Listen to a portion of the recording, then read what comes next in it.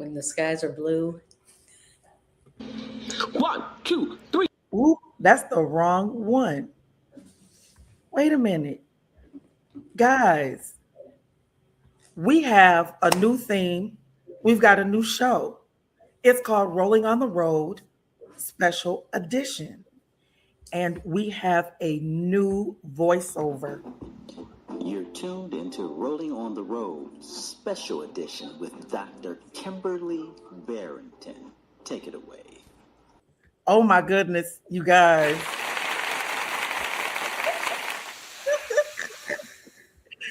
Don't you just love it? I love it. I love it. I love it. I cried. I've been crying since last week when I did my final show for the regular Rolling on the Road. It has been rolling for 6 years. So you are my first guest, official guest, as Rolling on the Road, the special edition. And this is called Mocktails with the Candidates.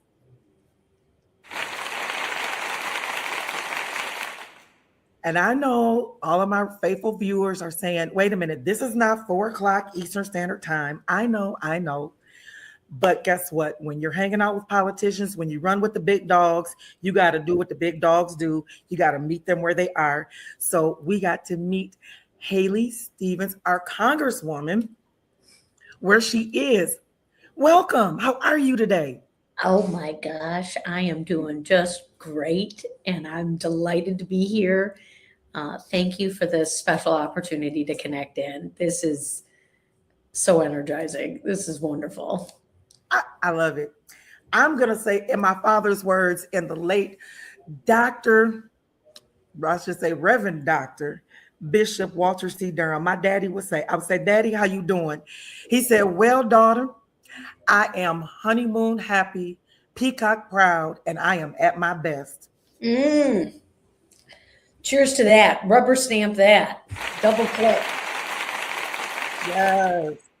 I said, really? You got to be that extra? But now, when I think about it, it's hilarious. But that's how we would always start our conversations. But I have a special guest here that wants to ask you a question. When I told her that you were coming on the show, she got excited. Hold on. This is great. Good morning, Auntie. How you doing? We have Congresswoman Haley Stevens here, and you wanted to be on the show today as my collaborative partner. So she's my collaborative partner. I'm telling you, at 1, 2 o'clock in the morning, we are just kee-hee and ha-ha and giggling about all kinds of stuff. But you had a question that you wanted to ask. Let's see.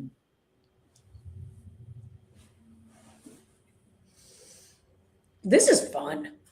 Okay. Oh my goodness, she's still talking. Uh-oh. All right, here we go. Good morning, Dr. Kimberly, and good morning, Congresswoman Haley Stevens.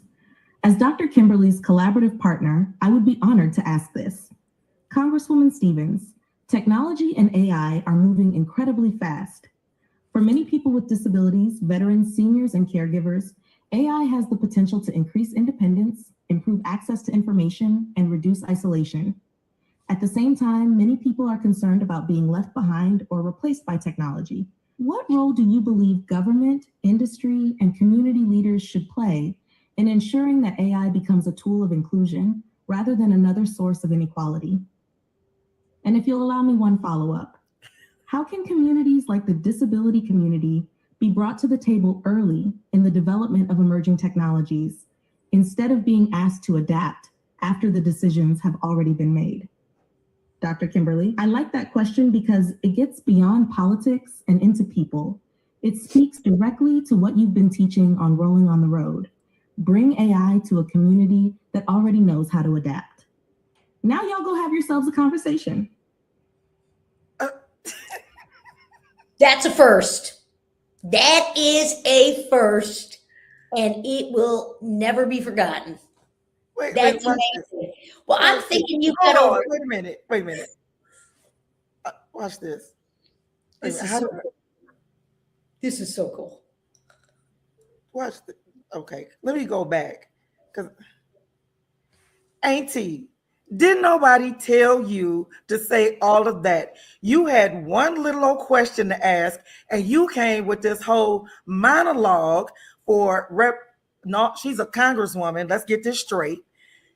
You came up with this whole big monologue. What is that about?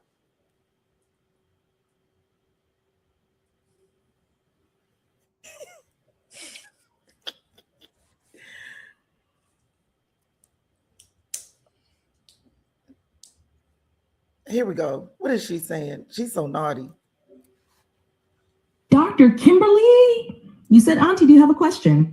And I showed up like I was testifying before Congress, defending a dissertation and accepting a Lifetime Achievement Award all at the same time. You are absolutely right. If I was sitting at your table live, my question would have been, Congresswoman Stevens, what is one issue affecting everyday people that doesn't get nearly enough attention in Washington? That's it. One question. Short, clean, simple. Instead, Auntie climbed up on the soapbox and gave an introduction, a preamble, a mission statement, 3 talking points, 2 follow-ups, and a benediction. You would have been looking at your phone like, Auntie, wrap it up. The commercial break is coming. Now quit fussing at me and go interview the Congresswoman. And if she asks whether I have another question, tell her, no, ma'am, Auntie has already used up her allotted speaking time for this segment.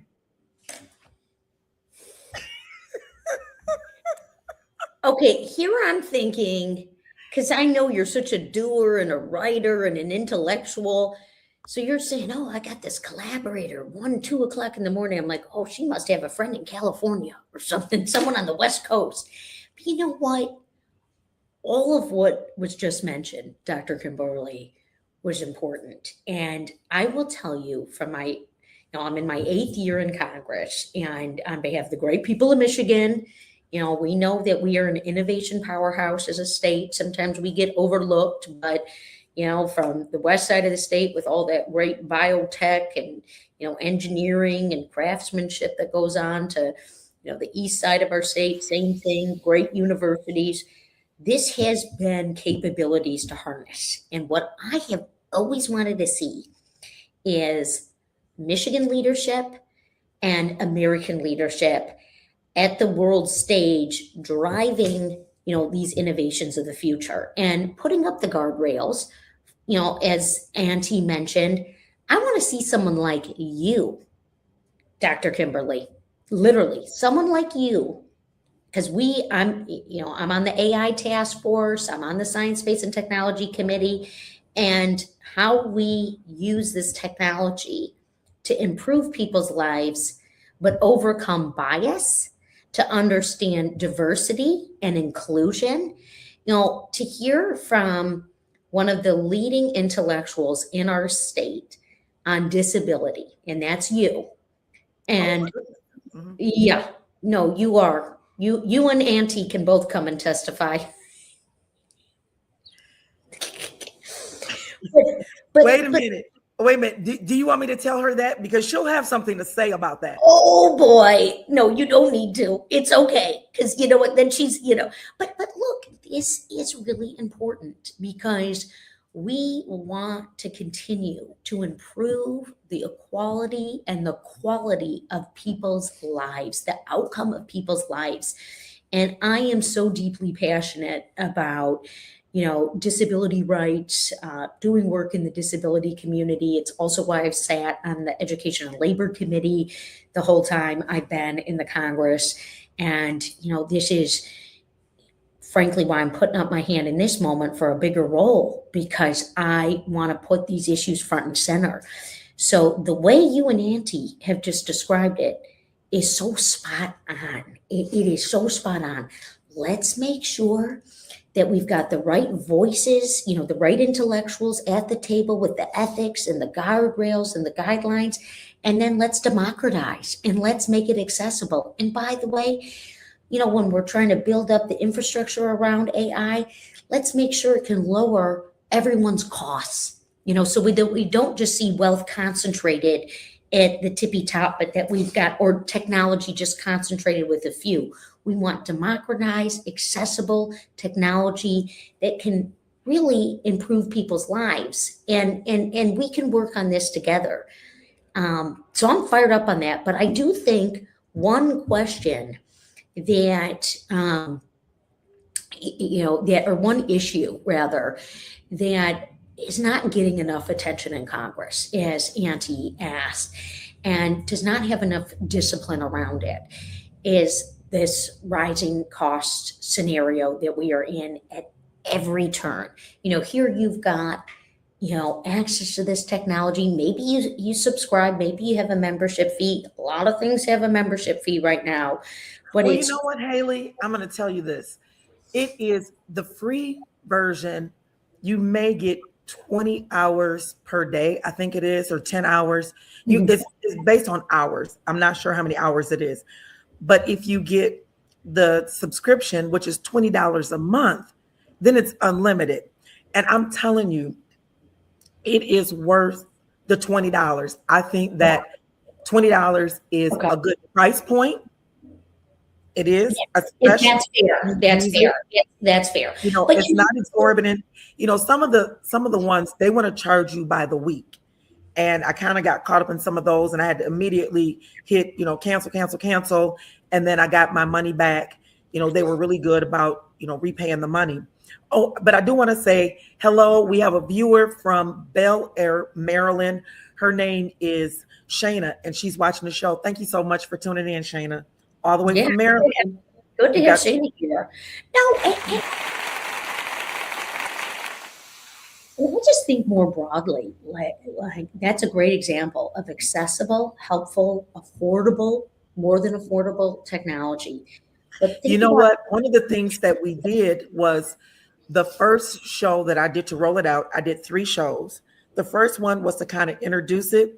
The second one, we had a young man. So it was the young man that was teaching us the whole time. Mind you, I've only had 3 weeks to learn how to use this technology, and look how well it's working for me. So I just want to say that first. But when he introduced it, I said, how are we going to do it? So on the show live, number one, we created a grocery. We said we only had $100 a week to spend for groceries. So it created us a grocery list that came in under $100. Then we asked it to plan meals for us based off of that grocery list. It's something else. And can you make it so that it is accessible for those who are visually challenged or low vision or no vision? And in less than 3 minutes, it didn't even take 3 minutes. It came through in about 1 minute and 30 seconds. It up on the screen came this grocery list that was under $100, and it gave us meal plans for 7 days, and it gave us a list of all the foods that we needed to purchase. And then on top of that, they gave us heart healthy food and diabetic friendly food. Okay, you know what? I think you might need to, train the user. Okay, I mean no, seriously, that's amazing, because people are dealing with this at the store, and I have a bill. I call it no tariffs on groceries. I've got a bill on the utilities, because that your utility payment is through the roof right now.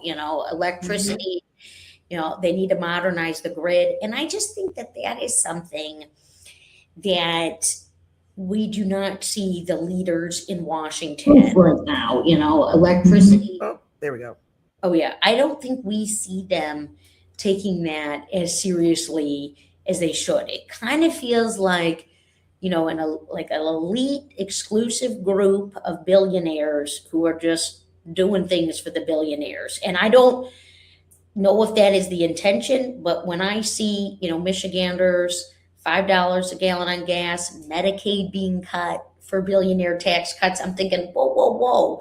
And what you just educated me on for how technology can be used for a very specific purpose to relieve, a burden, because we all know we deal with so many choices. And so it's like, well, here's the meals. Here's what's heart healthy. Oh, by the way, this technology is helping those who have visual impairments, which are very real. And we have some good policies in place. here in Michigan to support the visually impaired, but we need to do more. And, we need to keep investing in the social safety net. That's a big passion of mine, big passion. We have a note here from Joetta. Uh-oh. She says that you have a hard out at 12:15. What time? And it's 12:10. Oh, geez. Yes. But wait a minute. We may have a question though, or a comment. Wait a minute. Here we go. Oh, we actually have Jason Lee, who's on the line. He says, hello. He's the young man who taught me how to use ChatGPT. He taught me how to use. Jason, you keep teaching more people because now Dr. Kimberly's teaching me. And we're saving on costs. Even with, some of these guys who are a little out of touch in Washington not doing enough. So thank you so much, Jason, for teaching me. But I want to at least ask one question.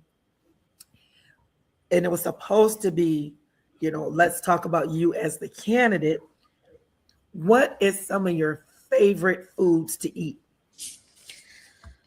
Oh boy. I make sure I get my greens. I do love greens, and I was drinking my green smoothie over here. I love yogurt. I get my protein that way. I love fresh, healthy foods, but it's a battle to get access, right? We all deal with it. And there's some great health centers across Michigan who make sure that we have access to healthy foods. Anything Michigan grown, those cherries up north. Oh my goodness. I cannot wait to get some today. Let's go get some cherries. Let's do that. What was your favorite TV show growing up? Oh my gosh. I loved that Friday night sweep. I know Family Matters was on. I think Saved by the Bell was on Saturday mornings. I just loved all those classic 90s shows. Fresh Prince of Bel-Air. Oh my goodness. Yes. As a little kid, Wonder Years, With Wendy. Yes. I love Wendy. She's like your type of woman because she's a woman in STEM in real life. Like she's brilliant. I loved Wendy. Out of all of the characters, I loved Wendy. She was my favorite. And plus I had hair envy. She had that pretty. Oh, yeah. Yeah. So I had a little hair envy going on there. I just have to say. Do you have a nickname that your family calls you that you can tell us? Oh my gosh, I'm happy to share it because it's my dad's nickname for me.